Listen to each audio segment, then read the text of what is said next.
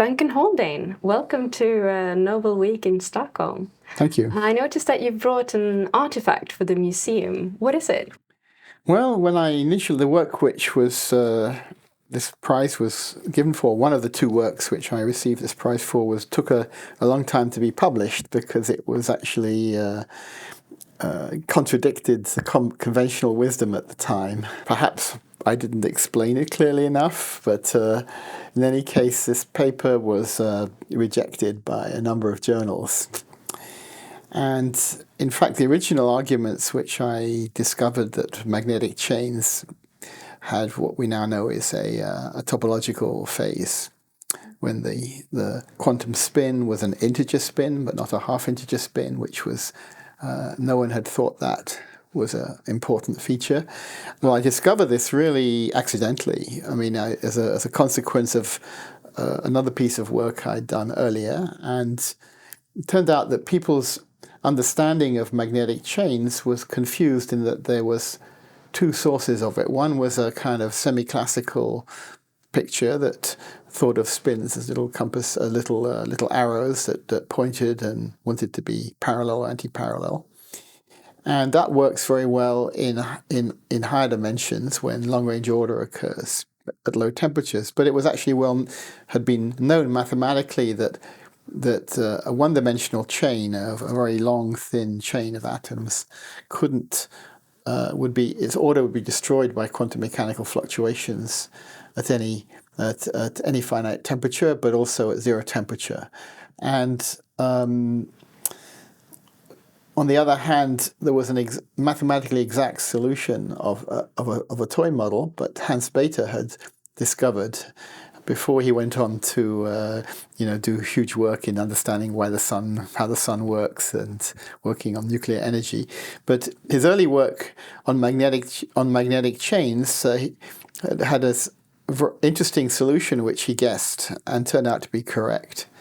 And he probably didn't understand why it worked, because he thought he would apply the same methods to higher dimensional magnets, and he promised that in his original paper. But of course, it turns out that what he'd lucked onto involves some very deep mathematics that took about 50 years to understand.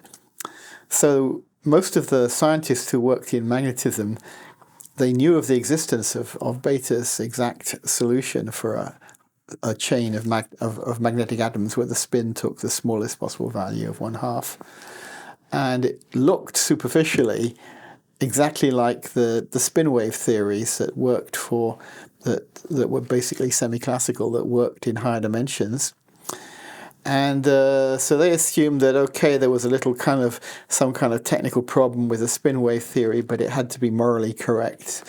The detail of this little problem didn't really matter. But they were completely wrong, because there was actually the resemblance was purely superficial, and we now know that Bethe's solution describes very interesting excitations which are called spin-ons now. That actually carry spin 1/2, while a spin wave would carry spin 1, and they got nothing. It's just an accidental coincidence of the formulas. So by actually coming at this from a completely different angle, which was that there'd been again going back to the 30s, a remarkable relation between fermions and spins. A spin 1/2 object can take two possible states, up and down. And if I have an orbital which you can put a fermion in, it can either be empty or filled, and there's a kind of mapping between the two. But fermions, they have this fundamental property that if you exchange two of them, you get a -1 sign. So fermions said to the operators that create them are said to anti-commute, while you get a minus sign if you add or remove them in different orders, while the spins don't have that. But Jordan and Wigner in the 30s had discovered a nice little way to map the two by putting in what's now called a string in front of the things in the operator. So they had a remarkable relation between spins and fermions at work. So it was pointed out that you could map the spin half chain problem that Bethe had solved into a problem involving fermions. And in some limit, these were non-interacting fermions, so you could understand the thing. Well, based on that language, a completely different language, which I followed on some work that Alan Luther and Vic Emery and I guess Luther and Ingo Peschel had done in the early 70s, and this allowed one to calculate things. Not exactly, but in an approximate method. While the beta solution, while it gave you the energy levels, no one at that point had ever worked out how to calculate anything else out of these very complicated wave functions that beta had guessed. It took another probably 20 years before finally the solution of how to calculate with beta's solution was found. So using these methods, which you could actually, a kind of normal physicist who wasn't a very abstract mathematician or something could actually do a calculation. So in this language of the fermions, I made a kind of theory called Luttinger liquids, which gave a general scheme for what interacting fermions should do in one dimension, and then applied it to this spin-half model.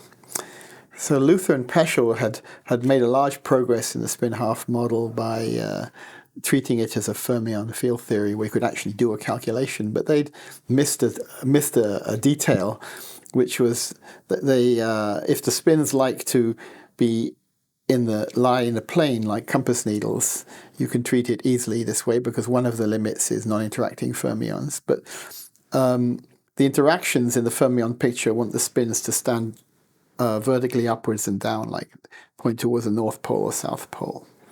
And they'd missed out why the transition happens at a certain point. And I from doing numerical calculations, in fact, by applying my general theory to the beta ansatz solutions, I saw within them that they exactly what had been missed. And so it gave me the understanding of how to properly do a treatment of spins, and then I could actually treat any spin, not just spin 1/2. And immediately I did it.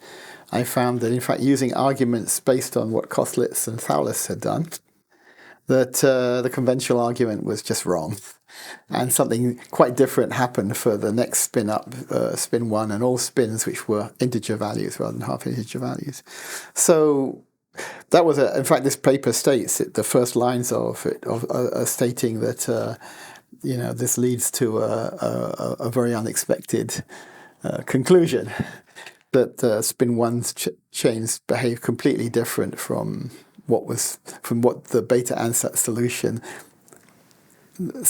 did, and it was nothing to do with spin waves. So this was kind of against the orthodoxy, because a lot of people, spin chains were kind of obscure, but in the 70s, a lot of people started working on them because there was some possibility of actually making materials that did this.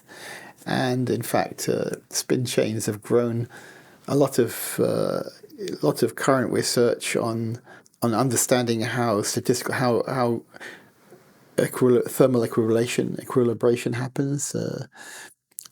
People are using spin chains for all kinds of things now. But anyway, it started to get popular, but I just was unable to get this published. I sent it to one journal, got turned down with very dismissive referee reports. So I just sent it to another one, and I got essentially, I don't know if it went to the same referees, I got essentially the same kind of reports back. So it took another couple of years to get the thing published. Perhaps I didn't explain it in the language that these people could understand. But in fighting these referees' reports, I rephrased the arguments in a much more, perhaps a better way.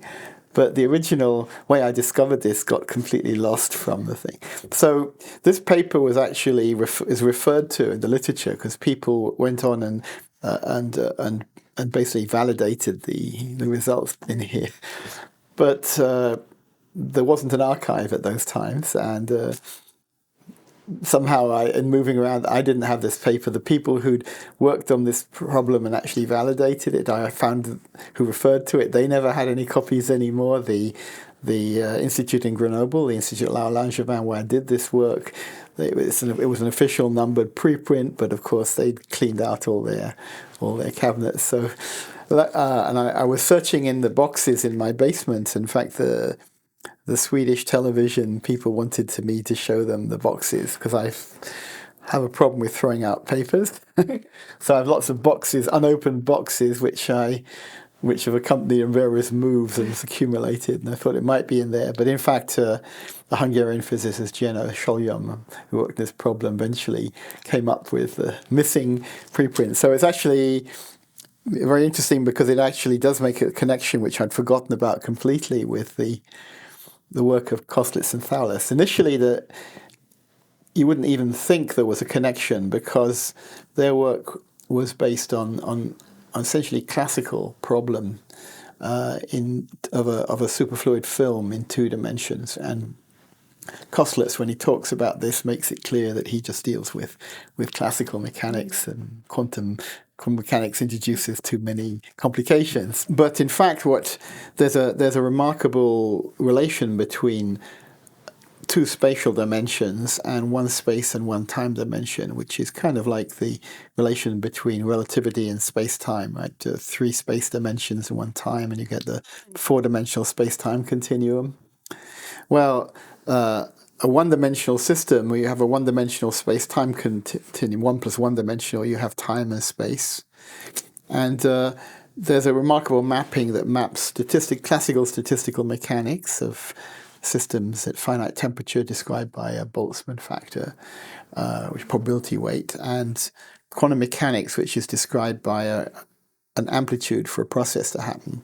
So the vortices in 2 dimensions, which if you wander around the vortex, the spins rotate by 2 pi. It turns into, in 1 space-time dimension, what's called an instanton process, or tunneling process, where if the spins are all kind of untwisted at 1 time and they twist through 1 turn around the plane, and the second time, if I do a walk in space-time around that, the spin rotates by 2 pi. But the remarkable thing is that quantum mechanics is far richer than the statistical mechanics, because in the Boltzmann's formulation of statistical mechanics, the weight factor, the probability factor is always positive. Probabilities in classical mechanics are positive. Well, in quantum mechanics, they're in general complex numbers, but if there's some kind of time reversal invariance property, they're real numbers which are plus or minus. But when things can be both plus or minus, when you combine them, they can cancel, which cannot happen in that. So it turned out that the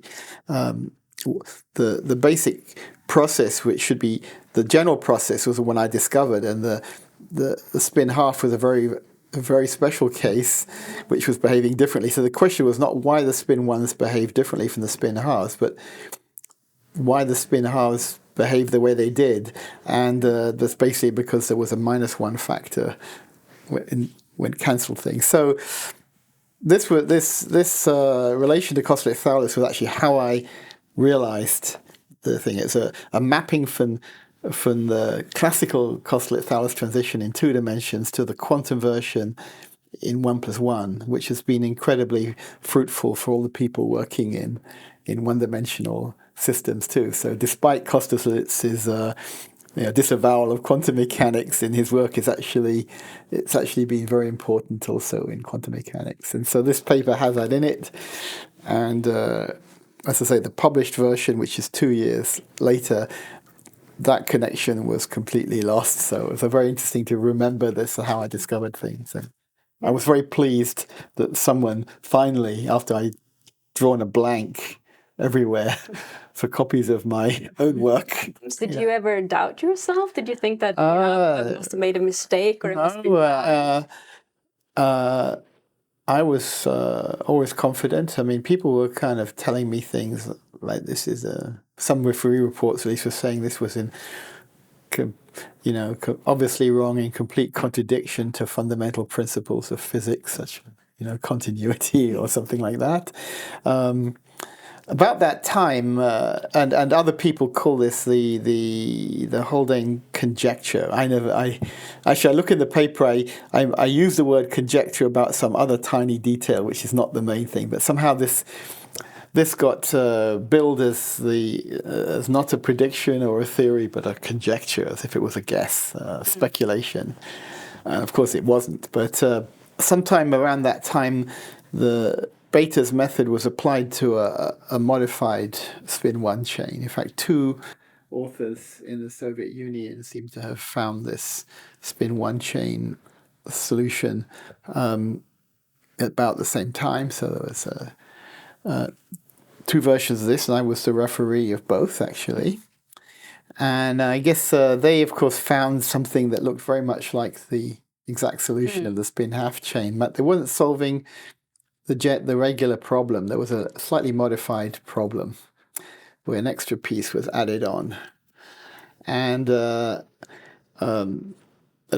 suppose I might have had about 10 minutes worth of soul searching when I got the first of these to referee, but finally I realized that they were doing a slightly modified problem that was special. And in fact, that turned out to be the case, that if you add this extra piece to the problem and vary its strength, if you switch it to 0, nothing, it's the same as what I predicted. But as you switch it up, there's a critical point at which a phase transition to another kind of state called a dimerized state happens.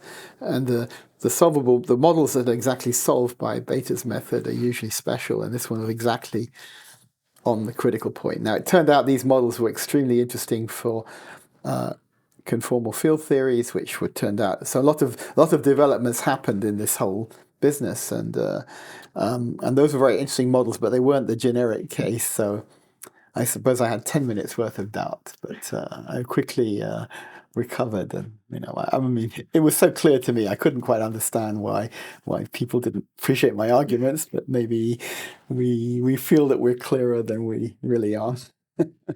Is there any person that you've worked with that's been a huge inspiration for you? Well, obviously I was very fortunate to work with Philip Anderson, who's the 1977 laureate in physics, or one of the three. In fact, he got the Nobel Prize with his graduate advisor Van Vleck.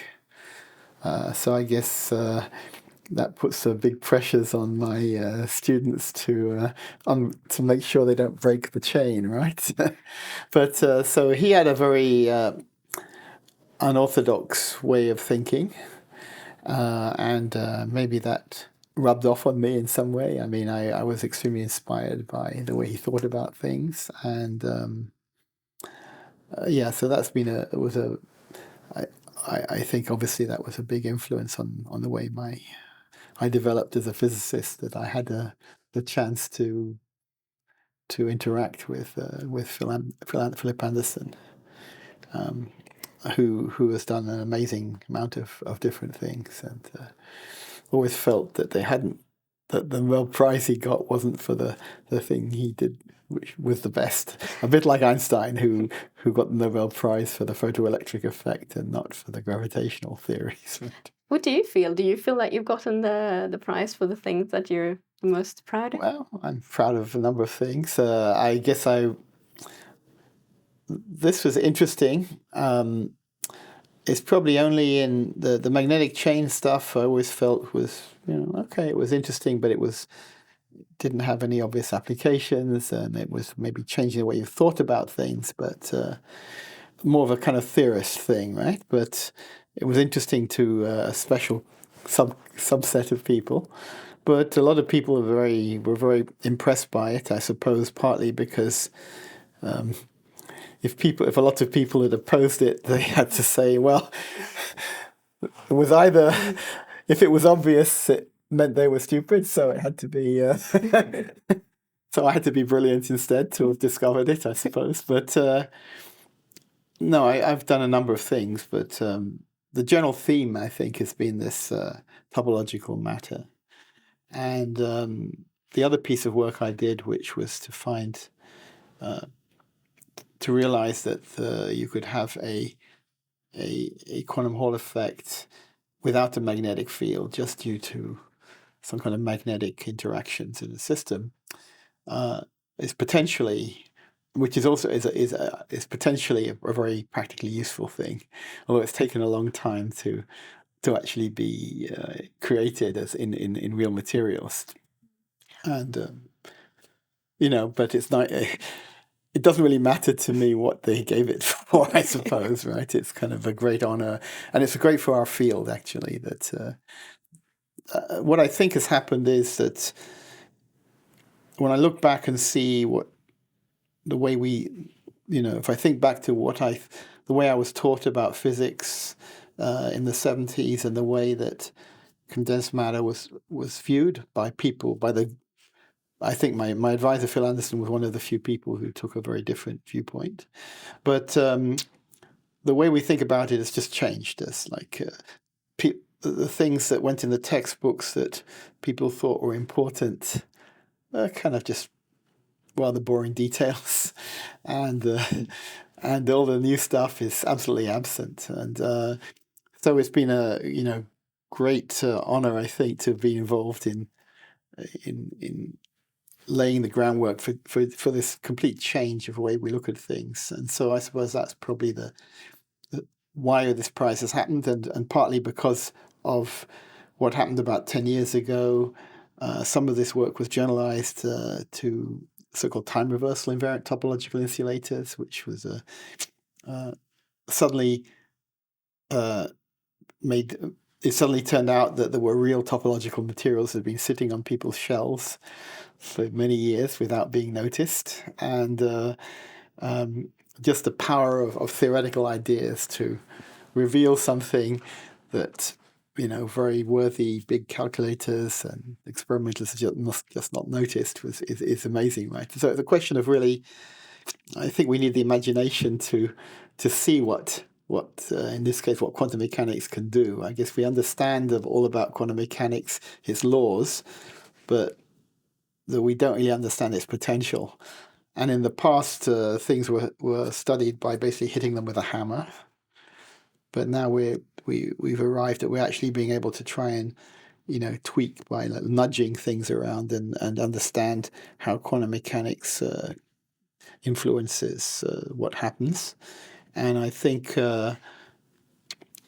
my basic line on this is that quantum mechanics does stuff much cooler than we could have even imagined, and part of this emerged as part of this work, and much more cooler things have been emerging since then, and people have these dreams of quantum computers and all kinds of quantum information technologies and things, and I'm not sure what's going to happen, but something's going to happen because so many people now are looking at this, and it's really become once you've got real things, then people start taking it seriously, and it's become incredibly inspirational and exciting to lots of young people. And everywhere one sees an experimentalist give a talk, and he always has a little video about a coffee cup turning into a donut and backwards. You can find this on YouTube, and so just the idea that topology has got something to do with this material is just makes such a big impact on people, and now people are. It's just incredible how the thing has taken off. So these ideas were kind of a sleeper for a long time, and it's really the final thing where you've taken. It's got very deep mathematical background to it, which I don't really understand, but I understand some of it, but. Just knowing the abstract mathematics doesn't lead to something either. The mathematics was actually around for a long time, since the 40s, and it was only when some mathematician realized, the mathematical physicist realized that formulas, for example, that David Thouless and Komodo, Nightingale, and the Nye had found were actually, they found that this topological, this number that didn't change, and it was recognized. Oh, this is Chern's integral of a curvature over a manifold, right? So once you kind of name the mathematics, then of course there's lots of tools around. But to actually find it, you had to actually able to do a concrete little toy model, what I call a toy model calculation. So the mathematics often is too abstract to actually pin down. But in what I've done and what Thales did is to be able to do very simple calculations that you can actually do, proverbially on the back of an envelope, perhaps a little bit. Perhaps you need your computer a little bit to do something simple, but to actually see what a model does. So you need to strip all the irrelevant details out of something and go down to the simplest possible model that contains the physics that you're interested in, right? And I take this line in the seminars that this is almost like contract law. Because if you have a contract, very often it's got a little phrase in it that says that anything that's not written in this contract cannot be construed to be part of it, right? The contract is the entire document, right? But once you've got your model down to be very simple, and it still exhibits the physics you're after, then it's not admissible to discuss, to attempt to use anything that you've already thrown away as part of the explanation of the thing. So this is a technique for getting down to the cleanest, simplest example things. And then if you can actually do a calculation, then you can be concrete. And then maybe you can see how it works with the deep and beautiful mathematics gets exhibited in the actual solution. But the final thing you need on top of that is, once you've actually shown it can be made in a toy model, it's remarkable that material science has got to the point where if you think it can be made, someone's going to make it, right? And now before the toy models were attempts to make us, some textbook thing for modeling complicated real matter, and the large school of ab initio calculation is to, get everything right, all the details right, and of course the people who worked on that often had a poor opinion of toy models, but it turns out they missed all these fundamentally simple and beautiful things. And so toy models are great, but once someone actually makes it, then you've got the three ingredients. You've got the mathematics, a calculation that a kind of a simple working physicist can understand, and then an actual material. Once that started to happen about in the last decade, and once those three things came together, this field has just taken off, and who knows where it's going to go. It's really obvious talking to you that you find this really engaging, and that you still find this immensely interesting. How have you been able to sort of keep your enthusiasm up within this field during your career? Well, I think we've just kept on things just got cooler. I think in this whole field, it's been so fruitful. It's been actually great for young people at every stage in their career in this field. Other fields like high-temperature superconductivity has really been the graveyard of many people because it's been unclear. It's complicated, and there's lots of rival theories of this, that, and the other, which fight each other out, and it's people knifing each other. And but in this field, every time it started off, some interesting problem came up and it got solved. There was something very interesting and new came out, and people said fine. But it's renewed. It's kept new things have kept coming on, and in fact, it's just been a sequence of progressively more and more cool things coming out. So definitely it keeps one's interest up, right? And of course to try and understand the big picture. So it's the big picture is kind of gradually being assembled. So it's still an exciting field, and it's still going to continue to be an exciting field. Thank you so much.